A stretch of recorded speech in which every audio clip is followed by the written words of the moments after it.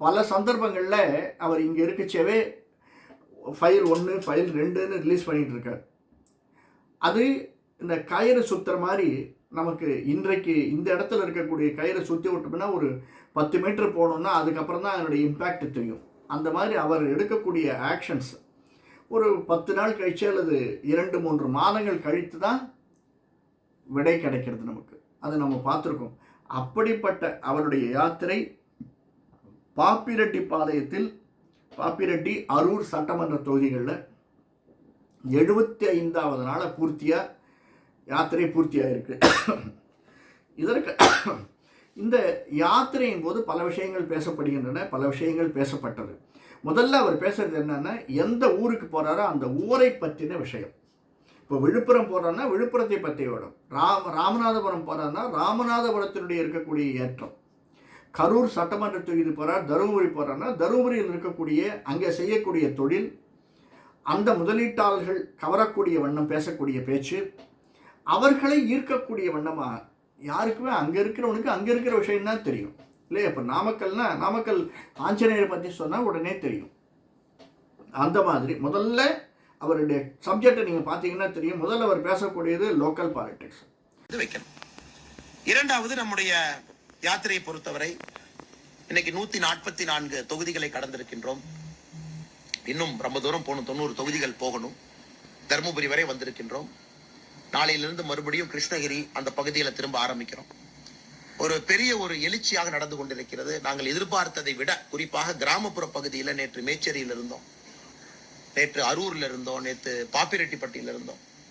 அங்கெல்லாம் போகும் பொழுது எந்த அளவுக்கு மக்களுக்கு கஷ்டம் இருக்கு, எந்த அளவுக்கு விவசாயம் பொய்த்து போக ஆரம்பித்திருக்கிறது, நீர் மேலாண்மை எந்த அளவுக்கு ஒரு கேள்விக்குறியா இருக்கு, எந்த அளவுக்கு படித்து விட்டு இளைஞர்கள் ஊர்ல இருக்கிறாங்க, இதெல்லாம் கண்கூடாக பார்க்க முடிகிறது.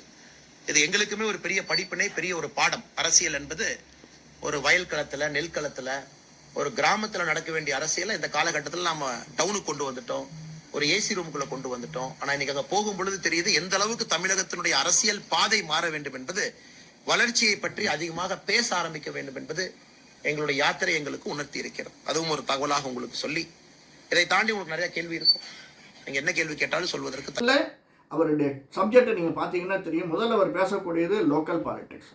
லோக்கலில் யாருக்கு என்ன வேணும், அடுத்தது இந்த ஊரில் இருக்கக்கூடியவர்கள் மோடி மூலியமாக என்ன பயன் கிடைச்சது, என்னென்ன திட்டங்கள் வந்தது, அது என்னென்ன திட்டங்கள் மூலியமாக இந்த ஊருக்கு பயன் வந்திருக்கு, யார் யார் பயன் பெற்றிருக்கிறார்கள், முதல்ல அவர் சொல்லக்கூடிய என்னென்ன திட்டங்கள், அதற்கடுத்தது அதன் மூலியமாக பெற்ற பயன்கள்.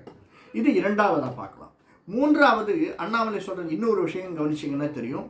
அந்த யாத்திரையில் யாரும் அதிகமாக விமர்சனம் செய்வதே கிடையாது. ஏன்னா அது பரப்புரை தான். நான் முதல்ல சொன்ன மாதிரி தான் சொல்வதை மக்கள் கேட்க வேண்டும். மக்களுக்கு என்ன நல உதவி செய்ய வேண்டுமோ, என்ன நலன்கள் செய்ய வேண்டுமோ அந்த நலனை பாரதிய ஜனதா கட்சி எப்படி செய்யும், எப்படி செய்கிறது, எப்படி செய்ய போகிறது. இப்போ என்னால் முடியும்னா என்னால் முடியும், முடியலைன்னா நான் அப்புறம் செய்கிறேன். என்ன வாக்குறுதியை அழகாக, நேர்த்தியாக, நிதானமாக கொடுக்கக்கூடியவர். ஒரு வாக்குறுதி நீங்கள் பார்த்துக்கலாம். நாங்கள் வந்த உடனே இந்த டாஸ்மார்க்கை ஒழிப்போம். எல்லாரும் சொல்கிற மாதிரி வந்த உடனே முதல் கையெழுத்துன்னு அவர் சொல்லலை. படிப்படியாக டாஸ்மார்க் ஒரு டைம் லிமிட் கொடுத்துருக்காரு. அதுக்காக 7 வருஷம் கழிச்சு 10 வருஷம் கழிச்சு இல்லை, 3 வருடத்தில் கிட்டத்தட்ட 70% குறைக்கப்படும். இப்படியாக, அதாவது மக்களுக்கு என்ன வேணும் அவர் சொல்கிற வார்த்தை. ஏன்னா மோடி அடிக்கடி சொல்லுவார், மோடியினுடைய வாக்கு அப்படின்னு. நான் ஒரு வாக்கு கொடுத்தேன்னா கரெக்டாக இருக்கணும். முதல் கையெழுத்து போடுவேன்னா முதல் கையெழுத்து போடணும். சும்மா டபாச்சென்னா இருக்கக்கூடாது. அப்படி இல்லைன்னா சொல்லக்கூடாது. சொல்கிறது ஒன்று, செய்கிறது ஒன்று. இப்படியாக ஒரு தலைவன் இருக்கக்கூடாது. தலைவனுக்கு அது அழகல்ல. ஒரு தலைவனாக திகழக்கூடியவன் அண்ணாமலை. இது 3வது பாயிண்ட். 4வது பாயிண்ட் பார்த்தீங்கன்னா, இந்த மக்களுடைய வாழ்வாதாரம் மேம்படுவதற்கு என்ன வேணும், இந்த ஏரியை மேம்படுத்தணுமா. மேட்டூர் போயிருந்தார். மேட்டூரினுடைய அந்த முக்கியமாக மேட்டூர் இருக்கக்கூடியது, மேட்டூர் அப்படின்னு சொன்னோம்னா அணை. இந்த அணையை நாம் தூர்வாரதற்கு 3000 கோடி செலவாகும். எதுக்கோ நம்ம செலவழிக்கிற இந்த 3000 கோடி எப்படி வருமானத்தை ஈட்டலாம், எத்தனை நாள்களில் தூர்வாரலாம். 22வது வருடம் போனது, 22 எண்டு நினைக்கிறேன் போனது. அந்த கோப்பு கையெழுத்து போடாமல் இருக்கிறது. இன்றும் பண வரவில்லை, வசதி இல்லை தமிழ்நாட்டில் அப்படின்னு சொல்லி அந்த கோப்பு கையெழுத்து போடாமல் இருக்கு. இப்படி இதற்கு எப்படி பணம் வரும், அதை எப்படி நாம் திரட்டுவது, அதை எப்படி மக்களிடம் கொண்டு சேர்ப்பது, இதை மிக அழகாக துல்லியமாக எடுத்து வைக்கிறார் அண்ணாமலை. இன்னைக்கு தமிழ்நாட்டுக்கு ஏன் கொஞ்சம் இன்வெஸ்ட்மெண்ட் குறைவா வருதுன்னா, இப்ப நிறைய north Indian companies all India ஃபுல்லா ரெக்ரூட் பண்றாங்க. அப்ப ஹிந்தி ஸ்பீக்கிங் குரூப் இங்க வர்றாங்க. இதை விட பெங்களூர் ப்ரிஃபர் பண்றாங்க. ஏன்னா அங்க போனா கம்ஃபர்டபுளுங்க, லாங்குவேஜ் பேசுவீங்க, வந்து தமிழ்ல தான் நாங்க பேசணும், எங்களுக்கு வேண்டாம். இதனாலேயே நமக்கு நிறைய இன்வெஸ்ட்மெண்ட் ஆப்பர்ச்சுனிட்டி குறையுது. நாம இந்த ரிஸ்க் எடுத்திருக்கோம், நம்மளுடைய கலாச்சாரம் இப்படி இருக்கணும் அப்படி இருக்கணும். அதனால என்னை பொறுத்த வரைங்கன்னா, நானும் முதல்ல இருந்து தெளிவா சொல்றேன், ஹிந்தி விருப்பப்படுறவங்க படிங்க, வேண்டாம்னு நினைக்கிறவங்க படிக்காதீங்க. அதனாலதான் நம்முடைய மும்மொழி கொள்கை நாங்க சொல்றது 3 மொழி படிங்கன்னு தான் சொல்றோம். ஹிந்தி மொழி படிங்கன்னு மோடி சொல்லவே இல்லைங்க. கட்டாயமா தமிழ் படிக்கணும், கட்டாயமா ஆங்கிலம் படிக்கணும், 3வது மொழி ஃப்ரீ, என்ன வேணுமோ படிங்க. ஒசூர் பக்கம் போனா கன்னடம் படிக்கிறாங்க, கோயம்புத்தூர் பக்கம் போனா மலையாளம் படிக்கிறாங்க, தெலுங்கு நிறைய பேர் தமிழ்நாட்டில் இருக்கிறாங்க, அவங்க தெலுங்கு படிக்கிறாங்க. அதை போய் நாம அவங்களை கையை பிடிச்சி நிறுத்தி படிக்காதீங்கன்னு சொல்ல முடியுமா? பாரதிய ஜனதா கட்சியினுடைய கருத்துல விஜய் சேதுபதியான கருத்துக்கு நான் கருத்து சொல்ல விரும்புறீங்கன்னா, எங்க கருத்து 3 மொழி 4 மொழி 5 மொழி படிங்க, பிடிச்ச மொழி படிங்க. நாளைக்கு நீங்க குளோபல் சிட்டிசன். வெறும் 2 மொழியில எங்கேயும் போக முடியாதுங்கண்ணா, எங்கேயும் போக முடியாது. 3 மொழி 4 மொழி வேணும். ஹிந்தி பிடிக்காதா படிக்காதீங்க, பிரெஞ்சு படிங்க, ஜெர்மன் படிங்க, ஐரோப்பிய நாடுகள்ல போய் இன்வெஸ்ட் பண்ணுங்க, வேலை பாருங்க. ஆனால் விஜய் சேதுபதியுடைய கருத்தா பாக்குறேன். இங்க யாருமே திணிக்கல. யார் திணிக்கிறாங்கன்னா, ஹிந்தி எங்கே மும்மொழி கொள்கைங்கிறது என்னன்னா 3வது மொழி ஆப்ஷனல், யாரும் திணிக்கல. அதே நேரத்தில் விஜய் சேதுபதி அவங்க ஹிந்தி படத்தில் நடிக்கலாமா, ஹிந்தி ப்ரொடியூசர்ட்ட சம்பளம் வாங்கலாமா, அது அவருடைய விருப்பம், அவருடைய கொள்கை. அவருக்கு டேலண்ட் இருக்கு, அருமையா நடிக்கிறாரு, நானும் பார்த்து ரசிச்சு கை தட்டிட்டு வர்றேன். விஜய் சேதுபதி என்ன பார்த்துட்டு நான் கருத்து சொன்னா தப்பா போயிருங்க கொடுக்குமா? ஸோ காலையிலிருந்து பியூஷ் கோயல் அமைச்சர் அவர்களோடு எல்லாத்தையும் பார்த்துக்கிட்டு இருக்கோம். அதனால் மத்திய அரசை பொறுத்தவரை பியூஷ் கோயல்ஜி அவர்கள் காமர்ஸ், இண்டஸ்ட்ரீஸ், டெக்ஸ்டைல் அமைச்சர் ஒரு விஷயத்துல தெளிவா இருக்காங்க. என்ன சப்போர்ட் தமிழ்நாடுக்கு வேணுமோ, என்ன வேணுமோ முழுவதையும் கொடுப்பதற்கு பாரத பிரதமர் நரேந்திர மோடி அவர்கள் உத்தரவிட்டிருக்கின்றார். இந்த அமௌண்ட் ரியலைஸ் ஆகிறதுக்கு அவங்களுக்கு என்ன சப்போர்ட் வேண்டுமோ நாங்கள் செய்து கொடுக்கின்றோம் என்று காலையில் அவருடைய ஹோட்டல்ல, கோடம்பாக்கத்துல நம்முடைய அரசு நிகழ்ச்சியில, விமான நிலையத்துல அவர் சந்தித்த தொழிலதிபர்கள்ட்ட இந்த விஷயத்த சொல்லிட்டு போயிருக்கிறாங்க. இது முதல் விஷயங்கள். இப்போ இங்க வருவோம். இது வரைக்கும் 75வது நாளாக பாப்பிரெட்டி அரூர் சட்டமன்ற தொகுதிக்கு இந்த யாத்திரை வந்து கொண்டிருக்கிறது. அந்த யாத்திரையில் நேற்று அரூர் சட்டமன்ற தொகுதியில் திரு அண்ணாமலை இருந்து அந்த யாத்திரையை வழிநடத்தி அங்கு பரப்புரை ஆற்றினார், பேசினார். பரப்புரைனா ரொம்ப இதுவாக இருக்குது. அங்கே பேசினார், பல விஷயங்கள் பற்றி அவர் பேசியிருக்கார் அரூர் தொகுதியில்.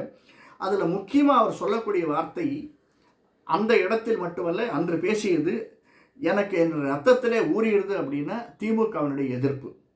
அவர் ரத்தத்திலேயே ஊறியிருக்காம் திமுகவினுடைய எதிர்ப்பு. நீங்கள் எதை வேணாலும் கேளுங்க, அதுக்காக அந்த யாரையும் குறைத்து சொல்லவில்லை. ஒவ்வொருத்தருடைய, ஏன்னா அவரை பற்றி வேற நம்ம ஒரு நேர்காணலில் பார்த்தோம். திமுக தலைவர் ஸ்டாலின் பற்றியும் உதயநிதி ஸ்டாலின் பற்றியும் கேட்கப்பட்ட கேள்விகளுக்கு என்ன அளவிற்கு ஒரு மாண்புமிகு பதிலை தந்தார். ஒரு அழகான நேர்மையான ஒரு பதில் அவரிடமிருந்து வந்தது. மற்றவங்களை போல அழிச்சு பழிச்சு பேசலை, ஒரு நேர்மையான பதில் தந்தார். அவரே சொல்லியிருக்கார், இந்த பல இடங்களில் சொல்லியிருக்கார். இந்த யாத்திரையில் கூட சொல்வதுண்டு, அரசியல் வேறு, ஆக்கப்பூர்வம் வேறு. அரசியலை எதிர்கொள்வது என்பது அரசியலாக நான் எதிர்கொள்கிறேன், மற்ற இடங்களில் ஆக்கப்பூர்வமான கருத்துக்களை வைக்கிறேன் அப்படின்னு. ஏன்னா அவர் என்னைக்கிடா வாயை திறக்கிறாரு அப்படின்னு ஒரு 10 நாள் இல்லை, டூர் போயிருந்தார், அது மேங்களூர் போயிருந்தார், இல்லைன்னா தெலுங்கானாக்கு எலெக்ஷனுக்கு போயிருந்தார், இல்லை டெல்லியில் அமித்ஷாவை பார்க்க போயிருந்தாரு. 2 நாள் நிம்மதியாக இருப்பாங்க. ஆனால் அவர் யாத்திரை செய்யும் போதோ அல்ல யாத்திரைக்கு இடையிலே கொடுக்கக்கூடிய காணொலிகளோ இன்டர்வியூவோ இங்கே இருக்கவங்களுக்கு ஆல்ரெடி தூக்கம் போயிடுத்து சொல்லிட்டு இருக்காங்க. இன்னும் தூக்கம் கெட்டு விடுகிறது. நமக்கு வேண்டும், நம்ம மாநிலத்துக்கு வேணும், வேலை வாய்ப்பை உருவாக்கணும். இதெல்லாம் எப்படி அரசியல் செய்வேன்? இப்ப டிஎம்கே காரன் தம்பட் அடிச்சுக்கிறான் பாத்தீங்களா? எங்க தலைவர் 6,60,000 கோடி. அதுக்கு உங்களுக்கு எக்ஸாம்பிள் கொடுத்தானே, 33 லட்சம் கோடி வாங்கினவங்க எல்லாம் சும்மா இருக்கிறாங்க. அது உத்தரப்பிரதேசல மோசமான ஒரு பகுதி 9.5 லட்சம் கோடி வாங்கியிருக்கிறாங்க பூர்வஞ்சம். மக்களுக்கு தெரியணும், நாம வந்த பிறகுதான் இன்வெஸ்ட்மெண்ட் வருதோ தவிர இது டிஎம்கேக்காக வரல. வர்ற எல்லா பணமும் பிஎல்ஐ மோடிக்காக வருது. இன்டர்நேஷனல் லெவல்ல இந்தியா வரும். இதுல எப்படி அரசியல் பண்ணுவேன்? அப்படி நீங்க துளாய் நீடில் போட்டா உதயநிதி பத்தி கேள்வி கேட்டதுக்கு அண்ணாமலை என்ன சொல்லியிருக்குன்னா, உதயநிதி அவர்கள் ஒரு மோசமானவர், அவர் ஆள தகுதி இல்லாதவர். நான் எப்படி சொல்ல முடியும்? எங்க அரசியல் செய்யணுமோ செய்யறேன், எங்க தவறு சொல்லணுமோ சொல்றேன். நான் ஏற்கனவே சொல்லியிருக்கேன், டிஎம்கே எதிர்ப்பு என்பது ரத்தத்தில் இருக்கக்கூடிய விஷயம். அதில் நான் ரொம்ப தெளிவா இருக்கேன். காரணம் அவருடைய கொள்கை எனக்கு பிடிக்காது. ஜாதி மதத்தை வைத்து அரசியல் செய்வது எனக்கு பிடிக்காது. அதுக்காக என்னைய காலையிலிருந்து நைட்டு வரைக்கும் டிஎம்கேவை திட்டு நீங்க எதிர்பார்த்தீங்கன்னா அதை செய்ய போறதும் கிடையாது. தவறு செய்யும் போது சொல்றேன், தவறு செய்யறாங்க, தவறு. உதயநிதி ஸ்டாலினுடைய மதிப்பீடு கேட்டீங்க, நான் என் அளவுல நான் சொன்னேன். அண்ணன் உதயநிதி ஸ்டாலின் இதை செஞ்சா எனக்கு நல்லா இருக்கும், அவர் இன்னைக்கு அதை செய்யல, இதை செய்யறாரு. மற்றபடி எப்படி நான் பேச முடியும்? இதனால தான் சார் அண்ணாமலைக்கு கூட்டம் அதிகமாக வருது. அண்ணாமலை பேசுறது என்னன்னு கேட்கணும்னு வராங்க. அடுத்தது அண்ணாமலை இப்போ பேச்சு மட்டும் கேட்கறதுக்கு வராங்க. அண்ணாமலை அடுத்தது ஆட்சிக்கு வந்தால், பிஜேபி ஆட்சிக்கு வந்தால் அண்ணாமலை என்னென்ன செய்வார், செய்கிறார், செய்ய போகிறார் என்பதை எதிர்பார்த்து காத்திருக்கக்கூடிய கூட்டம் நிறைய இருக்கிறது. அதனால தான் அண்ணாமலைக்கு கூட்டம் அதிகமாக வருகிறது. நம்ம அடுத்த காணொலியிலே நம்ம இப்போ நடக்கக்கூடிய அரசு பேருந்துகள் வேலை நிறுத்தம், அடுத்தது நிதிஷ்குமார், முக்கியமாக தியாகி நிதிஷ்குமார் இவர்களுடைய பேச்சு அலையன்ஸ், இந்திய அலையன்ஸ், இதை பற்றி பார்ப்போம். நன்றி, வணக்கம். நன்றி. இந்த காணொலி பிடிச்சிருந்தேன்னா லைக் பண்ணுங்கள், சப்ஸ்கிரைப் பண்ணலாம் சப்ஸ்கிரைப் பண்ணுங்கள், ஷேர் பண்ணுங்கள். வணக்கம்.